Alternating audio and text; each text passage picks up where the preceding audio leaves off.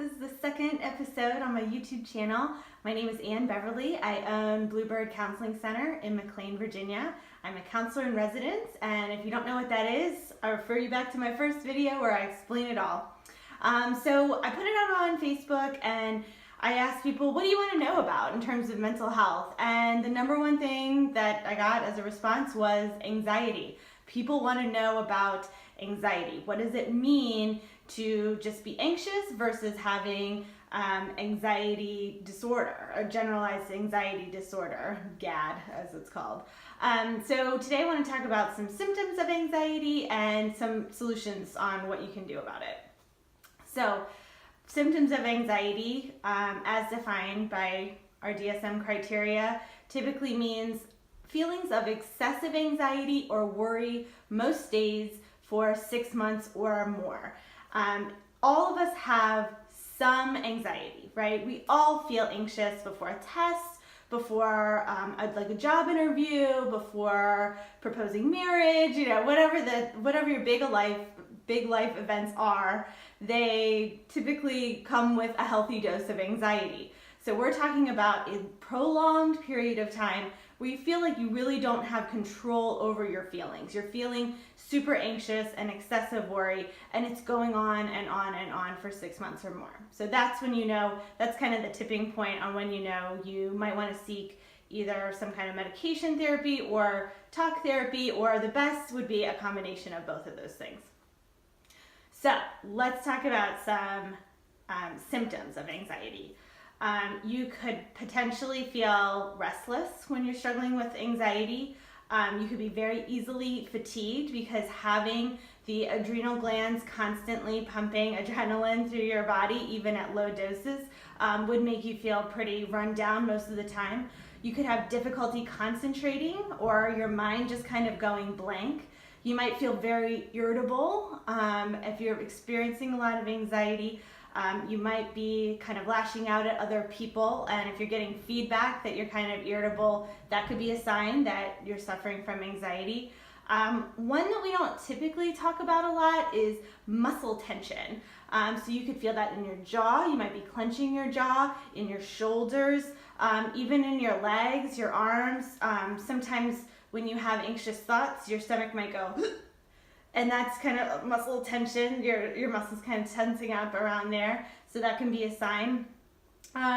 Also, you have difficulty controlling your thoughts, so you're not really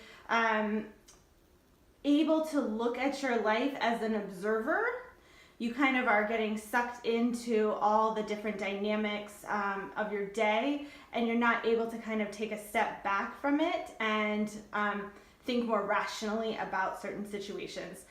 You could also suffer from sleep problems as a result of anxiety. Maybe you're up with excessive worry. So these are a lot of the symptoms, but of course, like anything, it's very complicated, and there could be other symptoms that I'm not mentioning here. If you feel like you're dealing with a lot of anxiety, definitely seek the help of somebody who can clarify whether or not you have generalized anxiety disorder, or kind of just dealing with something more mild, like adjustment disorder with anxious distress is something that I diagnosed a lot. Okay, so what do you do about anxiety? I mean, besides medication, besides going to therapy, again, the combination of both is generally the best option. Talking about your anxiety, realizing that this is going on, that something biological might be happening and it's not all your fault. Feelings of guilt are going to compound the anxiety. So feeling a lot of guilt and shame about having anxiety is going to just make it worse.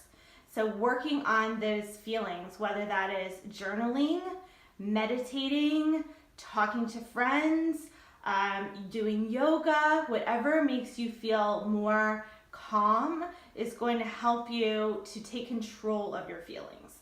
And that's really how you combat anxiety, is that you can think, okay, that is an anxious thought. I can let that go by just as I would let cars going by on the freeway. You know, you're not going to chase after cars on the freeway. You're not going to try to stop them. But just realizing that it is a passing thought, like clouds pass by, and just letting it go. That takes some practice. And the more you can be around people that are either really good at that or trained professionals who can help teach you those kind of skills, the better you're going to get, because you're going to make those neural pathways in your head that say, like Elsa, let it go, let it go. That's such a great song for this, because that's really what we need to do with those thoughts, realizing everyone has anxiety, everyone has anxious thoughts, but those thoughts, they don't rule my life. So I need to let them go.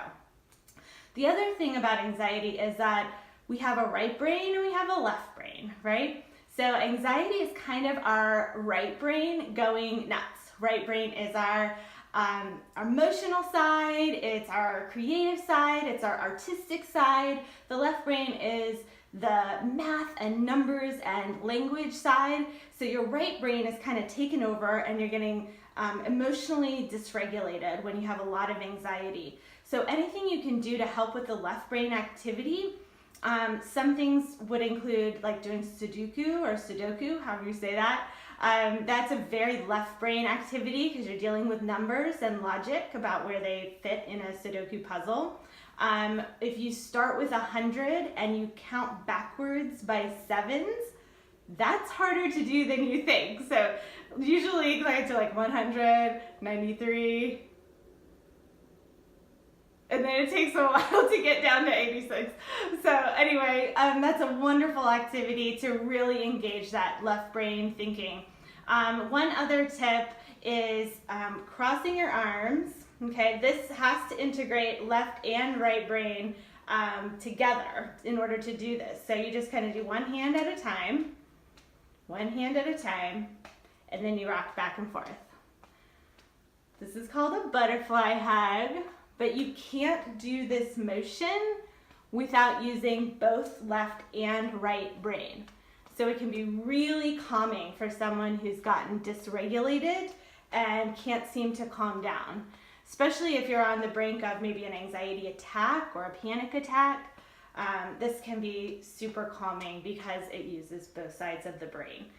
So those are my tips. Of course, I'm probably going to make a ton more videos because anxiety is such a hot topic right now. I really appreciate you watching. If you are dealing with any kind of mental health emergency, please don't hesitate to reach out to a trained professional, call 911. You can go to your local emergency room if you're really feeling like you might hurt yourself or somebody else. So just a disclaimer, if you are in distress, these videos are not a substitute for actual therapy. Just some tips and tricks on how to calm yourself and how to feel better fast. If you like this video, please like and subscribe. It would help so much, especially to somebody who's brand new to YouTube like I am. All right, I'll see you next Wednesday. Take care.